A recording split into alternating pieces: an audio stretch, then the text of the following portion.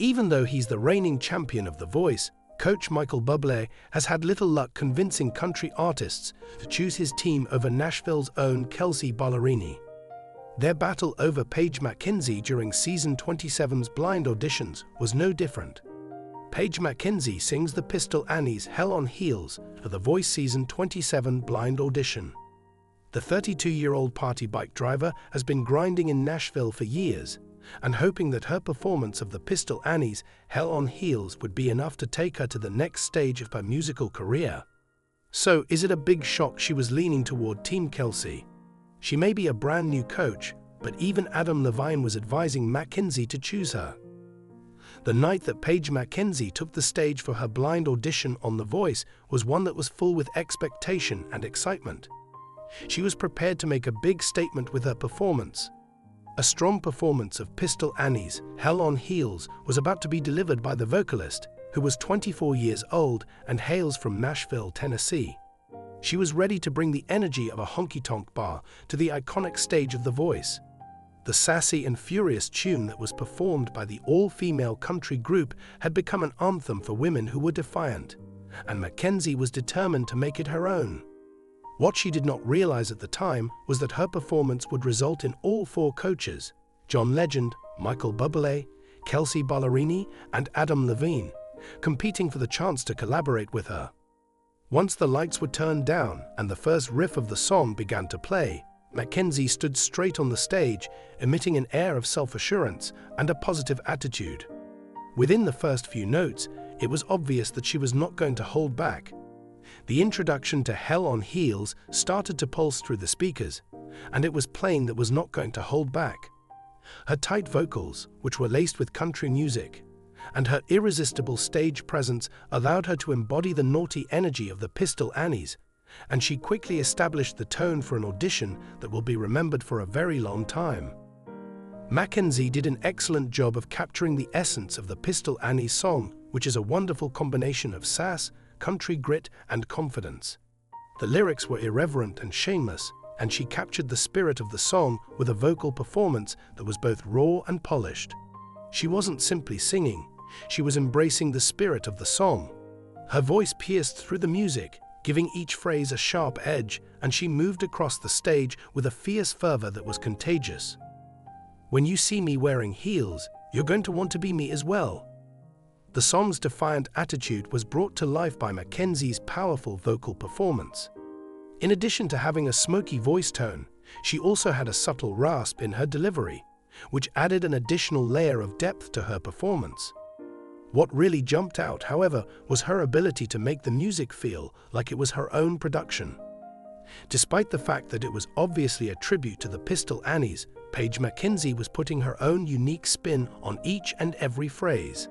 She wasn't trying to imitate the original, rather, it seemed as if the song had been composed specifically for her. By the time the chorus arrived, the level of intensity had already reached a greater level. She was able to strike every note with pinpoint accuracy, extending her vocal range to demonstrate the full potential of her voice, all the while retaining her control and the distinctive sass that made her performance one that I will never forget. Her voice could be described as the ideal combination of rock and roll attitude and country storytelling, and she commanded the stage with every step she took.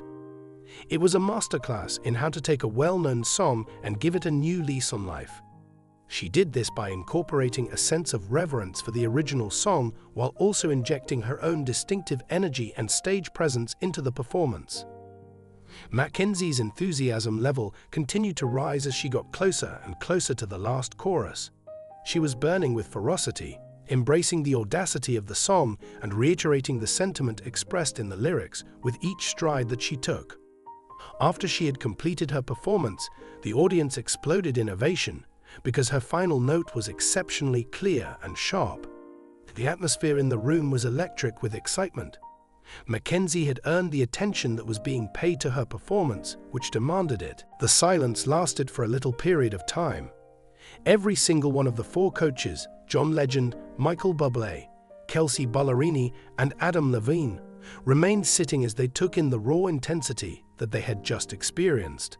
Subsequently, they started talking almost simultaneously, demonstrating that they were clearly pleased by her singing abilities and stage presence. Kelsey Ballerini, who had been paying close attention, was the first person to break the hush while she was watching. "I am really impressed by that, Paige. To put it another way, you have a country sound to your voice, but you also have a lot of adaptability. The power and control that you possess are audible to me, but in addition to that, you exude an air of genuineness and charm that successfully resonates with the audience. My desire is to collaborate with you and assist you in developing your voice. If you were to join my team, you would be an incredible asset." Michael Bublé was the next performer, and it was obvious that he was impressed by her performance. "I mean, I've never heard that song performed in such a manner before," she said. "Your delivery of the vocals is not only full of soul, but there is also a great deal of intensity behind it. I believe that we might accomplish some truly remarkable things together because of the way that you have a way of owning the stage. Working with you would be a privilege for me." John Legend, who is known for being a musician who has a keen sense of nuance, leaned in closer, his voice resonating with appreciation. "I must say, Paige, you have a wonderful range, and you have a great understanding of how to attract an audience. When it comes to connecting with others through music, I can tell that you have a natural ability for doing so. You provide something that is not found anywhere else, and I believe that I could assist you in honing your voice and discovering new facets of your artistic expression because of this." Last but not least, Adam Levine, who is well known for his rock roots and cutting humor, provided his feedback. "That performance was really incredible. Not only do you possess the fire, but you also possess the grit, and you most certainly possess the chops. On top of that, you bring a dash of cheekiness to the stage, which is another thing that sets you apart from the crowd.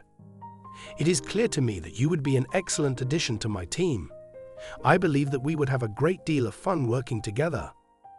The fact that all 4 instructors were enthusiastically competing for her attention meant that Paige Mackenzie had a lot of work coming her way.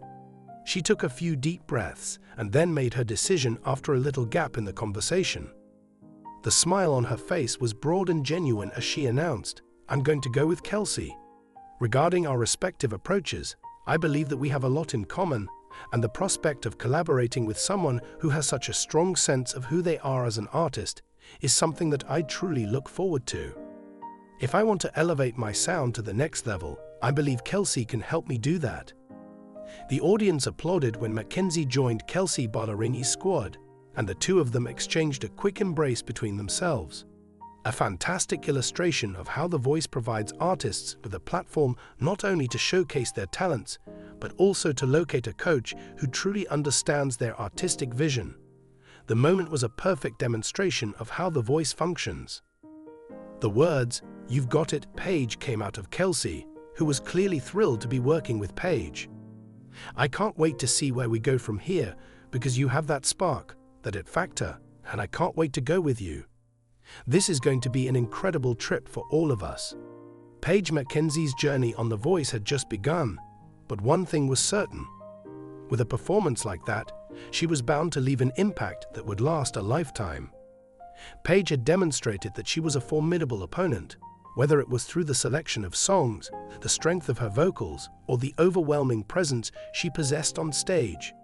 In addition, when she walked off the platform, it became abundantly evident that this was just the beginning of what was going to be an experience that would undoubtedly be unforgettable. Every single coach on The Voice is plagued by the fact the country singers are sticking together. Braxton Garza's rich, southern voice captivated the coaches on the second episode of Blind Auditions in season 27, and they were able to recognize his country leanings from a mile away. The fact of the matter is that Coach Adam Levine did not even try to turn his chair. By saying, "When it came to voices like yours, my heart has been broken so many times," Levine said to Garza, referring to the many years he had spent sitting opposite Coach Blake Shelton. But for once, Bublé was able to outsmart the country club. He used his block to stop Ballerini from obtaining Garza, and then he took him for himself. Because I had used that block in the appropriate manner, I felt a great deal of pride. You think I didn't pick up any new skills from spending an entire season with Reba McEntire? He boasted about it.